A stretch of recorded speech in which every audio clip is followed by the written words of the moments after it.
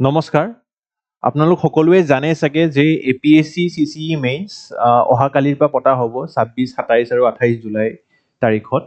আৰু ঠিক আগদিনাখন 25 তাৰিখে 3:11 আমাৰ মাননীয় মুখ্যমন্ত্ৰী ডাঙৰীয়া হিমন্ত বিশ্ব শৰ্মাই এটা টুইটৰ মাধ্যমেদি সকলো প্ৰাৰ্থীসকললৈ এটা বহুত ভাল আৰু সুখবৰ লৈ টুইট কৰিছে।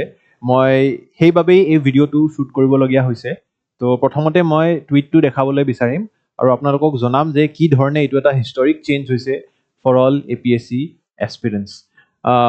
টুইটটোত এই ধৰণে তেওঁ কৈছে কথাষাৰ যে কম্বাইন চিভিল ছাৰ্ভিচ যিটো এক্সাম হয় CCE পৰীক্ষা, অসম লোকসেৱা আয়োগে যিটো পৰীক্ষা পাতে, তো for the first time in history all questions will be in Assamese in addition to English. So' আপোনালোকে চাগে জানেই ইয়াৰে আগৰ বছৰলৈ এতিয়ালৈকে যিমান পৰীক্ষা হৈছে, মেইনছ যিটো ষ্টেজ হয় তাতেতো আমাৰ যিসমূহ প্ৰশ্ন কাকত প্ৰিণ্ট হয় সেই সকলো প্ৰশ্নবোৰ আমাৰ ইংলিছত প্ৰিণ্ট হয়। নাও GS1 হওক, 2 হওক, essay পেপাৰ হওক, সকলো প্ৰশ্ন কাকত আমাৰ অকল প্ৰশ্নসমূহ ইংলিছত প্ৰিণ্ট থাকে। আপুনি পৰীক্ষাটো অসমীয়াত লিখিব পাৰে, সেইটো বেলেগ কথা, কিন্তু প্ৰশ্ন কাকতখনত ইংলিছতহে আপোনাৰ প্ৰশ্নসমূহ থাকে। তাৰ বাবে যিবিলাক ছাত্ৰ ছাত্ৰী অসমীয়া মিডিয়ামত মাধ্যমত পঢ়ি আহিছে তেওঁলোকে গোটেই প্ৰশ্নটো নুবুজাটো নহয় বাৰু, ইমান পঢ়িছে বুজিটো পায়, বাট কিছুমান কঠিন শব্দ, কিছুমান কঠিন ৱৰ্ডছ কেতিয়াবা কেতিয়াবা ইউজ হ'লে সেইসমূহ শব্দ তেওঁলোক বুজি পোৱাত অকণমান তেওঁলোকৰ বাবে এটা দিগদাৰ হয়। তো সেনেকুৱা ধৰণৰ এটা ডিছএডভান্টেজ আমাৰ অসমবাসী ৰাইজৰ বাবে তেওঁলোকে ভাবিলে যে APSCৰ এইটো ৰিফৰ্ম আমি আনিব লাগে, যে প্ৰশ্ন কাকতত প্ৰশ্নসমূহো ইংলিছৰ লগত অসমীয়াটো প্ৰিণ্ট হওক। যেনেকৈ আমাৰ UPSCত আপুনি দেখা পায় প্ৰিলিম ষ্টেজ হওক, মেইন ষ্টেজ হওক, তাতে ইংলিছৰ লগে লগে হিন্দীটো প্ৰশ্ন কাকতবোৰ প্ৰিণ্ট হয়। তো তেনেকুৱা এটা বিৰাট মই ক'ম ভাল পদক্ষেপ অসম চৰকাৰে এইটো আগবঢ়াইছে। আৰু আছাম বেচিক যিবিলাক আছামিজ ষ্টুডেণ্টছ হয় তেওঁলোকৰ কাৰণে খুব এটা ভাল পদক্ষেপ হ'ব, খুব এটা ভাল চেঞ্জ হ'ব। আপোনালোকে কি ভাবে, what do you think about this entire change, আপোনালোকে জনাব কমেণ্ট ছেকশ্যনত। আৰু মই ভাবোঁ যে যিসকলে এইবাৰ পৰীক্ষা দিবলৈ যাব তেওঁলোক প্ৰিপেয়াৰটো নাছিলে বাৰু এনেকুৱা ধৰণৰ কথাত, বাট এইটো একো লছ হোৱা নাই, আপোনালোকে পেনিক কৰিব দৰকাৰ নাই, কাৰণ কি ইংলিছততো থাকিবই। কিছুমানে ভাবিছে যে ছাৰ ইংলিছত নাথাকিব নেকি, তেওঁ ক্লিয়াৰলি কৈছে ইন এডিশ্যন টু ইংলিছ, তো ইংলিছততো প্ৰিণ্ট হ'বই। চ' আপোনালোকৰ একো ইয়াতে লছ হোৱা নাই, বাট লাভহে হৈছে যিসকল প্ৰাৰ্থীয়ে ধৰক অসমীয়া মাধ্যমত পঢ়ে বা অসমীয়া যাৰ ষ্ট্ৰং হয়, তো তেওঁলোকে ইয়াতে এটা বেনিফিট পাব।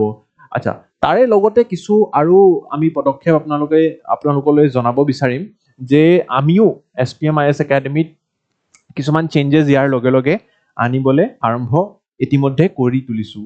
তো কি কি আমি চেঞ্জেছ আনিম? ফাৰ্ষ্ট অফ অল আমাৰ যিবিলাক বুকলেটছ হ'ব,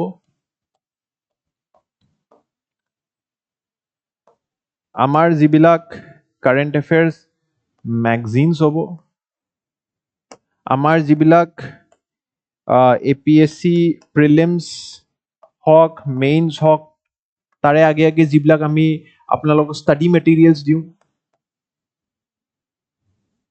এই সকলো মেটেৰিয়েলছ আপোনালোকৰ গম পাই ভাল লাগিব নিশ্চিত ৰূপে যে আমি সেইসমূহ মেটেৰিয়েলবোৰো এতিয়া অসমীয়াত প্ৰিণ্ট কৰিম। ইয়াৰে কাম অলৰেডি আমি আৰম্ভ কৰি দিছোঁ, ঠিক আছে। আমাৰ অসমীয়া পাব্লিছিং ডিপাৰ্টমেণ্টে এতিয়া সকলো কণ্টেণ্ট, যিমান কণ্টেণ্ট আপোনালোকক ইংলিছত দিয়া হৈছিলে আজিলৈকে, সেইসমূহ আমি অসমীয়ালৈ প্ৰিণ্ট কৰিম। তো অসমীয়া মাধ্যমৰ যদি কোনোবা ছাত্ৰ ছাত্ৰী ধৰক ইংলিছ ইমান ভালকৈ বুজি নাপায় বা পঢ়ি সিমান কমফৰ্টেবল ফিল নকৰে, এতিয়া অসমীয়া মেটেৰিয়েলছ দি আপোনালোকে SPMত পঢ়িবলৈ পাৰিব। তো মই ভাবোঁ যে এইটোৰ পৰা আপোনালোকৰ অলপ হ'লেও সহায় হ'ব। ইয়াৰে লগে লগে যিহেতু কালিৰ পৰা মেইনছ আছে, ছাৰহঁতে আপোনালোকক বহুত ভালকৈ পঢ়াইছে, আপোনালোকক নিজৰ ওপৰত এটা মনোবিশ্বাস আহিবলৈ চেষ্টা কৰিছে, আৰু মই ভাবোঁ যে আপোনালোকে যদি কষ্ট কৰিছে আপোনালোকৰ পৰীক্ষা ভাল হ'ব। বাট তাৰ বিপৰীতেও মই কিছু চমুকে আপোনাক ক'ব বিচাৰিম 5টা পইণ্ট। প্ৰথমটো হ'ল যে কুৱেশ্যনটো ভালকৈ পঢ়ি ল'ব। মাহঁতে সৰুৰ পৰাই কৈ আহিছে, বাট মই আকৌ এবাৰ ক'ম যে read the question multiple times. বাৰে বাৰে পঢ়িলে তাৰে ছাবছেকশ্যনছ থাকে মানে মেইনছত। তো এটা প্ৰশ্নত এটা প্ৰশ্নই নাথাকে, একচুৱেলি কিছুমান ছাবছেকশ্যনছ থাকে, কিছুমান কীৱৰ্ডছ থাকে। এই সকলো কীৱৰ্ড যদি আপুনি এড্ৰেছ কৰে মেইনছত ডিফাৰেণ্ট পাৰ্টছ অফ দ্য আনচাৰত, তেনেহ'লে আপোনাৰ নম্বৰ অলপ হ'লেও বাঢ়িব।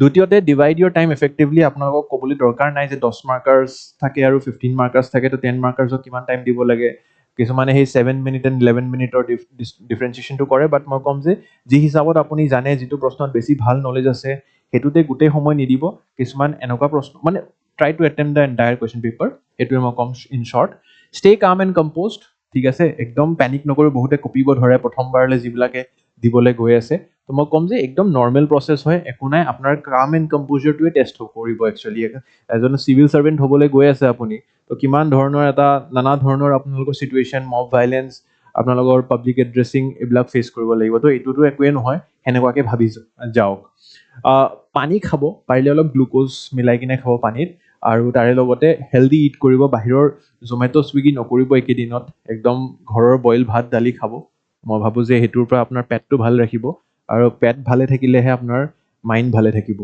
আৰু last but not the least ভাল টোপনি মাৰিব বহুতে মেইনছৰ যেনেকৈ আজিটোতো ভাল হ'ব ধৰক কিন্তু বেক টু বেক এক্সাম হয় একেলগে 3 দিন এক্সাম হয় তো মাজৰ দিনকেইটাত মাজৰ আবেলি অলপো নুশুৱে গোটেই ৰাতি পঢ়ি দিম বুলি ভাবে বাট সেই বস্তুটো আকৌ নেক্সট দিনা ৰাতিপুৱা যেতিয়া দুটা বেলাত আপুনি পৰীক্ষা লিখিব লাগিব কাউণ্টাৰ প্ৰডাক্টিভ হৈ যায় চ' মই বিচাৰোঁ যে আপোনালোকে এটা টোপনি এটা ভাল নিৰ্ধাৰিত এটা আপুনি সময় ৰাখি তোলক ফৰ ইয়ৰ শ্লিপ অলছ' 6 আৱাৰ্ছেই হওক 5 আৱাৰ্ছেই হওক বাট আপুনি নিশ্চিতৰূপে অলপতো শুব লাগিব তেতিয়াহে ব্ৰেইনটো কাম থাকিব ত' বেছি নকওঁ যিহেতু আপোনালোকে প্ৰিপেয়াৰ কৰিছেই আৰু all the best from our side বাকী মোৰ বিশ্বাস আছে যে আপোনালোকে আগৰ বছৰৰ দৰে এই বছৰো বহুত ভাল ৰিজাল্ট কঢ়িয়াই আনিব আৰু অসমৰ গৌৰৱ ভৱিষ্যলৈ এটা কাম কৰি যাব thank you so' much thank you and all the very best from our side once again